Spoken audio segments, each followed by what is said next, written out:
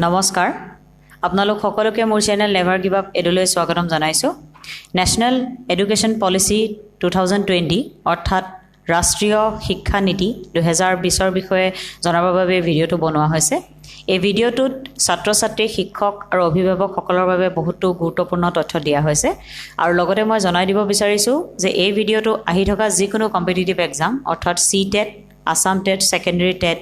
বা অন্যান্য টেট আৰু অন্যান্য যিখিনি পৰীক্ষা আহি আছে ইৰিগেশ্যন পুলিচ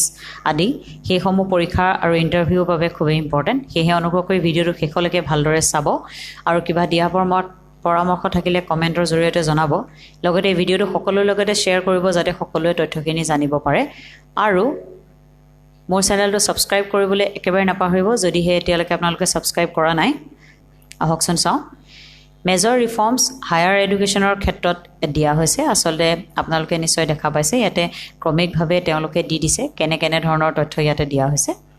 হেতু হৈছে 50% গ্ৰছ এনৰোলমেণ্ট ৰেচিঅ' বাই 2035 অৰ্থাৎ এতিয়া আমাৰ যেটো গ্ৰছ এনৰোলমেণ্ট ৰেচিঅ' অৰ্থাৎ ছাত্ৰ-ছাত্ৰীৰ যেটো এডমিশন লোৱাৰ হাৰ হায়াৰ এডুকেশ্যনৰ ক্ষেত্ৰত কলেজ আদিৰ ক্ষেত্ৰত হেতু খুবেই কম হেতু 50% লৈ বৃদ্ধি কৰা হ'ব আৰু ধাৰ্য কৰাৰ যেটো সময় হৈছে এটো হৈছে 2035 সন আৰু তাৰ ভিতৰত আপোনালোকৰ যিখিনি তথ্য আছে কলেজ আদি সমূহত এই 50% গ্ৰছ এনৰোলমেণ্ট বঢ়াই দিয়া হ'ব holistic and multidisciplinary education flexibility of subjects এতিয়া দিয়া হৈছে যে আমি যেতিয়া এতিয়া পঢ়া-শুনা কৰো কলেজ আদিত তেতিয়া আমি যদি কিবা এটা সাবজেক্টত আপুনি ধৰি লওক যদি জুলজিত আপুনি মেজৰ লৈছে তেনেহলে আপুনি লগত কেমিষ্ট্ৰি আৰু বটানী ল'ব লাগিব বায়োফিজিক্স হ'বলৈ হলে আপুনি জুলজিত মেজৰ লৈ পেলাই আপুনি তাৰ লগত কিবা ফেশ্বন ডিজাইনিং আদি কোৰ্স ল'ব নোৱাৰে কিন্তু এতিয়া এই নতুন শিক্ষা নীতিয়ে কৈছে যে তেনে ধৰণৰ তথ্য আপোনালোকে কৰিব পাৰিব মেজৰ আৰু মাইনৰ কোৰ্স থাকিব য'ত আপোনালোকে ফ্লেক্সিবিলিটি আপোনালোকৰ নিজৰ ইচ্ছামতে আপোনালোকে সাবজেক্ট চুজ কৰিব পাৰিব আৰু মাল্টিপল এন্ট্ৰি আৰু এক্সিটৰ সিস্টেম দিয়া হৈছে মাল্টিপল এন্ট্ৰি আৰু এক্সিটৰ তথ্যটো মই এখানে কৈ দিছো মাল্টিপল এন্ট্ৰি আৰু এক্সিট হৈছে যে আমি যেতিয়া গ্ৰেজুৱেচন কৰো সেই সময়ত আমাৰ কিবা যদি অসুবিধা হয় আমি এবছৰ বা দুবছৰ কৰি পেলাই আমি যদি গ্ৰেজুৱেচনটো এৰি দিব লগিয়া হয় তেতিয়া আমাৰ পিছত কি হ'ব আমি আকৌ যেতিয়া এডমিশন ল'ব লগিয়া হয় আমি প্ৰথমৰ পৰা পঢ়িব লগিয়া হয় আসলতে কিন্তু এতিয়া কৰা হ'ব যে আপোনালোকে যেখিনি সময়ত আপোনালোকৰ শিক্ষাগত অৰ্হতাটো এৰিব ধৰক এবছৰত এৰিলে আপোনালোকক সাৰ্টিফিকেট দিয়া হ'ব দুবছৰত এৰিলে আপোনালোকক ডিপ্লোমা দিয়া হ'ব বা যদি আপোনালোকে গোটেই কমপ্লিট কোৰ্সটো কৰে ডিগ্ৰী দিয়া হ'ব 4 বছৰ কৰিলে ডিগ্ৰী দিয়া হ'ব এনে ধৰণৰ ফ্লেক্সিবিলিটি থাকিব আৰু ইয়াতে দিয়া হৈছে credit transfer and academic bank of credits আৰু এখিনে দিয়া হৈছে যে আপুনি যেতিয়া এবছৰ বা দুবছৰ আপুনি শিক্ষাগত অৰ্হতাটো লৈ পেলাই আপুনি যেতিয়া এৰি দিব তেতিয়া আপোনাৰ যিখিনি ক্ৰেডিট আপুনি সেই এবছৰ বা দুবছৰ পঢ়ি থাকোঁতে যিখিনি ক্ৰেডিট আপুনি পাইছিলে অৰ্থাৎ নম্বৰ পাইছিলে সেই নম্বৰসমূহ একাডেমিক ক্ৰেডিট বেংকত আপোনাৰ হৈ সেভ হৈ থাকিব যেতিয়া আপুনি আকৌ ধৰক 3-4 বছৰ পিছত আপুনি গ্ৰেজুৱেচনটো কৰিব বিচাৰিছে নতুনকৈ তেতিয়া আপোনাৰ সেই পুৰণা ক্ৰেডিটখিনি নতুনকৈ এড কৰি পেলাই আপুনি যিখিনি বছৰ আপোনাৰ বাকি থাকি গ'ল আপুনি সেইখিনি পৰা আৰম্ভ কৰিব পাৰিব আপুনি প্ৰথমৰ পৰা আৰম্ভ কৰিব নালাগে এটো এটা খুব ভাল তথ্য আসলতে দিয়া হৈছে আৰু মই ভাবো এনে ধৰণৰ তথ্য যদি এতিয়া কৰা হয় তেতিয়া বহুত যিসকলে আসলে বিভিন্ন কাৰণত গ্ৰেজুৱেচন বা আদি বেলেগ শিক্ষাসমূহ আদি আধাতে এৰি দিব লগিয়া হয় তেওঁলোকে কন্টিনিউ কৰিব পাৰিব আগলৈ চাওঁ HEIs অৰ্থাৎ higher education institutes research intensive ৰিচাৰ্চৰ ক্ষেত্ৰত দিয়া হ'ব teacher intensive universities teaching intensive universities and autonomous degree granting colleges আসলতে এনে ধৰণৰ তেওঁলোকৰ গ্ৰেডেশ্যন সিস্টেমটো কৰা হ'ব model multidisciplinary education and research university মেৰু গঠন কৰা হ'ব ইন অৰ নিয়াৰ এভৰি ডিষ্ট্ৰিক্ট ইয়াতে দিয়া হৈছে ইন প্ৰতিখন ডিষ্ট্ৰিক্টতে নহয়তো প্ৰতিখন ডিষ্ট্ৰিক্টৰ কাষত দিয়া হ'ব আসলতে এটো খুবেই ভাল তথ্য graded autonomy academic administrative and financial এতিয়া কথাটো হৈছে যে আমাৰ কলেজসমূহৰ আমি দেখিছো যে এফিলিয়েশ্যন থাকে ইউনিভাৰ্চিটিসমূহৰ এতিয়া কথাটো হৈছে যে ইউনিভাৰ্চিটিসমূহৰ যেতিয়া এফিলিয়েশ্যন থাকে আসলতে গোটেই বছৰটোৱে তেওঁলোকে পৰীক্ষা কণ্ডাক্ট কৰাতে আসলতে ব্যস্ত হৈ থাকে অন্য তথ্যসমূহৰ বাবে সময় নোহোৱা হৈ যায় সেইকাৰণে আসলতে গ্ৰেডেড অটোনমি বিভিন্ন ধৰণৰ ইয়াতে কৰা হ'ব বুলি তেওঁলোকে কৈছে phasing out affiliation system in 15 years আৰু যি এফিলিয়েশ্যন সিস্টেম আছে অহা 15 বছৰত আসলতে ফেজ আউট কৰা হ'ব বুলি ইয়াতে দিছে national mission on mentoring mentorship আচলতে আমি দেখা পাইছোঁ যে এজন শিক্ষকৰ আঁতৰত 4জন বা 5জন কলেজত আচলতে গ্ৰুপ বনাই দিয়া হয় যোনে শিক্ষকজনে মেণ্টৰ কৰে সেইটো আচলতে নেশ্যনেল মিছন মোডত মেণ্টৰিং এই তথ্যটো কৰা হ'ব ইণ্ডিপেণ্ডেণ্ট বৰ্ড অফ গভৰ্ণৰ্ছ আচলতে হায়াৰ এডুকেশ্যনৰ ক্ষেত্ৰত প্ৰৱৰ্তন কৰা হ'ব single regulator for higher education excluding legal and medical legal আৰু মেডিকেল আইনী আৰু যি আমাৰ মেডিকেল শিক্ষা আছে তাৰ বাহিৰে সকলো ধৰণৰ হায়াৰ এডুকেশ্যনৰ ক্ষেত্ৰতে ছিংগল ৰেগুলেটৰ প্ৰৱৰ্তন কৰা হ'ব online self disclosure based transparent system for approval in place of inspection আৰু বছৰে বছৰে আমাৰ কলেজসমূহত বা অন্যান্য হায়াৰ এডুকেশ্যন ইনষ্টিটিউটসমূহত দেখা পাওঁ মই বিভিন্ন ধৰণৰ নাক আদি অহা হয় আৰু সেই সময়ত আচলতে কলেজসমূহ সেই তথ্যটোত ব্যস্ত হৈ গ'লে তেওঁলোকে শিক্ষা ক্ষেত্ৰত আচলতে ইমান ধ্যান বা ইমান তথ্যটো গুৰুত্ব দিব নোৱাৰা হৈ যায় সেইকাৰণে আচলতে online self disclosure based transparent system for approval in place of inspection কৰা হ'ব আচলতে কলেজসমূহক নিজৰ এটা উইণ্ডো দি দিয়া হ'ব যেটো অনলাইন সেলফ ডিসক্লোজাৰ মানে তেওঁলোকে কি কৰিছে এতিয়ালৈকে কি কৰিবলৈ বাকি আছে সেই বিষয়ে সেলফ ডিসক্লোজাৰ কৰিব আৰু হেতু পাব্লিক ডিসপ্লেৰ অধীনত ৰখা হ'ব বুলি এখিনতে তেওঁলোকে জনাইছিলে common norms for public and private higher education institute এটা প্ৰাইভেট হায়াৰ এডুকেশ্যন ইনষ্টিটিউটৰ ক্ষেত্ৰত আমি দেখা পাওঁ যে প্ৰাইভেট কলেজৰ সমূহৰ আচলতে ফিজ আদি বহুত বেছি হয় প্ৰাইভেট কলেজ যিখিনি আছে পাব্লিক অৰ্থাৎ গভৰ্ণমেণ্ট কলেজতকৈ সেইখিনি আচলতে বেলেগ কৰা হ'ব প্ৰাইভেট ফিলান্থ্ৰপিক পাৰ্টনাৰশ্বিপ ফি fixation within board regulatory framework যেটো আপোনালোকৰ মই এতিয়া ক'লো ফিজৰ ক্ষেত্ৰত আচলতে ৰেগুলেশ্যন একেটাই কৰা হ'ব বা তেনেধৰণৰ কিবা ৰেগুলেশ্যন বা পাৰ্চেণ্টেজ আদি তেওঁলোকে আনিব বুলি ইয়াতে কৈছে public investment in education sector to reach 6% of GDP at the earliest এতিয়া আমাৰ যি বাজেটসমূহ বনোৱা হয় আমি দেখিছোঁ যে বাজেটত 3% বা 2% বা এনেধৰণৰ তথ্য আচলতে জিডিপিৰ ক্ষেত্ৰত এডুকেশ্যন দিয়া হয় যেটো খুবেই আচলতে এটা তথ্য আছিলে নিগেটিভ ইম্পেক্ট এতিয়া হেতু আচলতে 6% অফ জিডিপি কৰা হৈছে আৰু এটো এটা 6% অফ জিডিপি এটা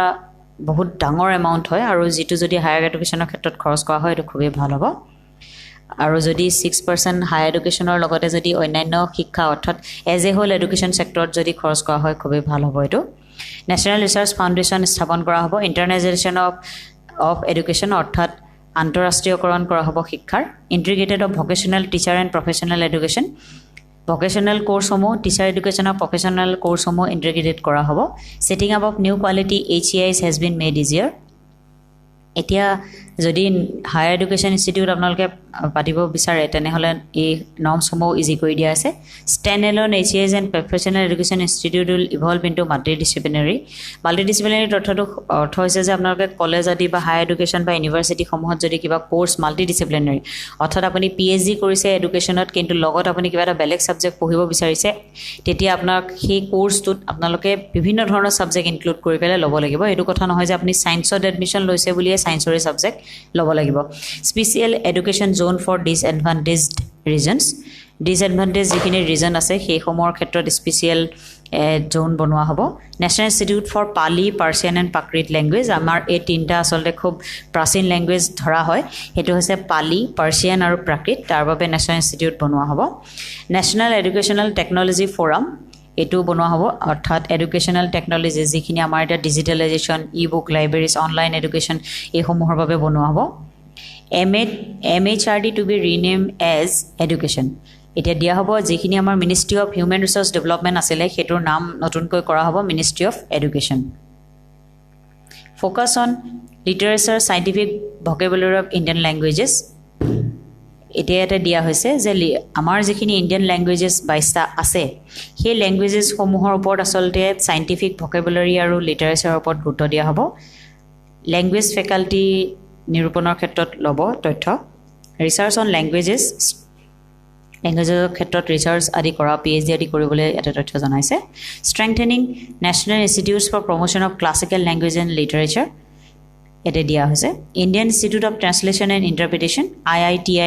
স্থাপন কৰা হ'ব cultural awareness of our Indian knowledge systems promoting traditional arts লোকবিদ্যা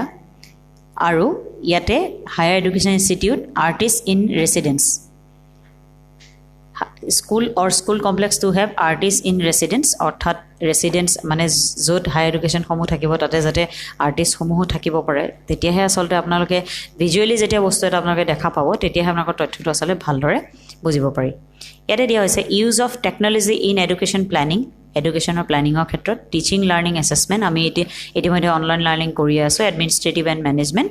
regulation self disclosure and minimum human interference আৰু ইয়াতে দিয়া হ'ব যে ছেল্ফ ডিছক্লোজাৰ কৰা হ'ব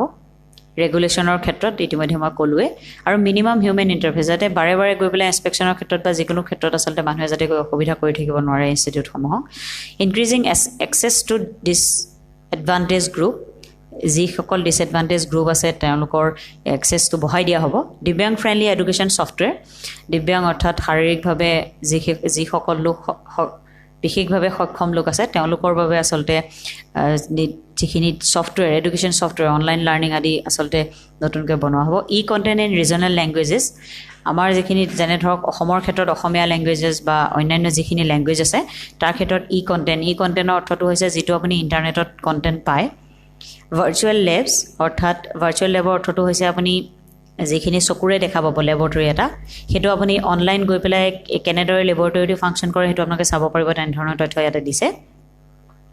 আৰু নেশ্যনেল এডুকেশ্যন টেকন'লজি ফ'ৰাম স্থাপন কৰা হ'ব digitally equipping schools teachers and institutes আৰু এইখিনিত ডিজিটেলি ইকুইপিং ইতিমধ্যে আৰম্ভ হৈছেই সেইটো অনলাইন এডুকেশ্যনৰ ক্ষেত্ৰত universalization of early childhood care education আৰু ইতিমধ্যে আমি জানো যে আমাৰ যিটো ইউনিভাৰ্চেলাইজেশ্যন অফ এডুকেশ্যন আছে এইটো 6 পৰা 14 বছৰৰ ছাত্ৰ ছাত্ৰীৰ ক্ষেত্ৰত আছে ইয়াতে এতিয়া সেইটো আৰু তললৈ নমাই অৰ্থাৎ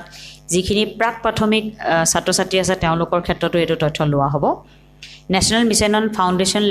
লিটাৰেচি এণ্ড নিউমাৰেচি ফাউণ্ডেশ্যন লিটাৰেচি আৰু নিউমাৰেচিৰ ক্ষেত্ৰত ফাউণ্ডেশ্যনেল লিটাৰেচি অৰ্থাৎ যিখিনি আপুনি প্ৰাথমিক শিক্ষাত আপুনি ক'ব পঢ়িব জানিব লাগে সেইখিনিৰ ওপৰত গুৰুত্ব দিয়া হ'ব আৰু নিউমাৰেচিৰ ওপৰত নেশ্যনেল মিছন লোৱা হ'ব নিউমাৰেচি অৰ্থাৎ পাটিগণিত আদিৰ ওপৰত 5+3+3+4 কাৰিকুলাৰ এণ্ড পেডাগজিকেল ষ্ট্ৰাকচাৰ এতিয়া আমাৰ যিখিনি পেডাগজিকেল ষ্ট্ৰাকচাৰ আছে আমি এইটো নিশ্চয় দেখিছোঁ বৰ্তমান যিটো চলি থকা এডুকেশ্যনেল ষ্ট্ৰাকচাৰ আছে সেইটো সলনি পেলাই 5+3+3+4 কৰি দিয়া হ'ব কাৰিকুলামটো integrate 21st century skills mathematical thinking and scientific temper no rigid separation between arts and science between curriculum extra curriculum activities between vocational and academic streams no rigid separation অৰ্থাৎ আমাৰ এটা মানসিকতা আছে যে সায়েন্স আৰু আৰ্টছ বেলেগ বেলেগ হয় কাৰিকুলাম বেলেগ বেলেগ হয় এক্সট্ৰা কাৰিকুলাৰ এক্টিভিটি বেলেগ বেলেগ সেইটো আচলতে কমাই দিয়া হ'ব এডুকেশ্যন অফ গিফটেড চিলড্ৰেন যিসকল গিফটেড চিলড্ৰেন হয় তেওঁলোকৰ এডুকেশ্যনৰ ক্ষেত্ৰত গুৰুত্ব দিয়া হ'ব gender inclusion fund gender inclusion অৰ্থাৎ পুৰুষ আৰু মহিলা ছাত্ৰ আৰু ছাত্ৰীৰ ক্ষেত্ৰত জেণ্ডাৰ ইনক্লুজন কৰা হ'ব KG BVs up to grade 12 Kasturba Gandhi Balika বিদ্যালয়সমূহ গ্ৰেড 12 অৰ্থাৎ দ্বাদশ শ্ৰেণী পৰ্যন্ত কৰি দিয়া হ'ব ৰিডাকশ্যন ইন কাৰিকুলাম টু কোৰ ছাবজেক্টছ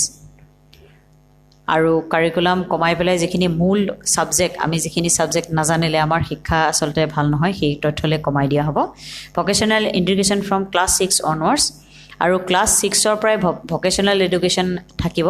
ভকেশ্যনেল এডুকেশ্যনৰ অৰ্থটো হৈছে যিখিনি বৃত্তিমূলক শিক্ষা সেই শিক্ষা ক্লাছ 6ৰ পৰাই ইণ্টিগ্ৰেট কৰা হ'ব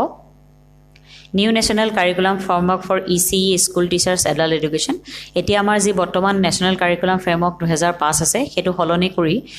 national curriculum framework for ECE এইটো নতুনকৈ প্ৰণয়ন কৰা হ'ব বৰ্ড এক্সামিনেশ্যনৰ ক্ষেত্ৰত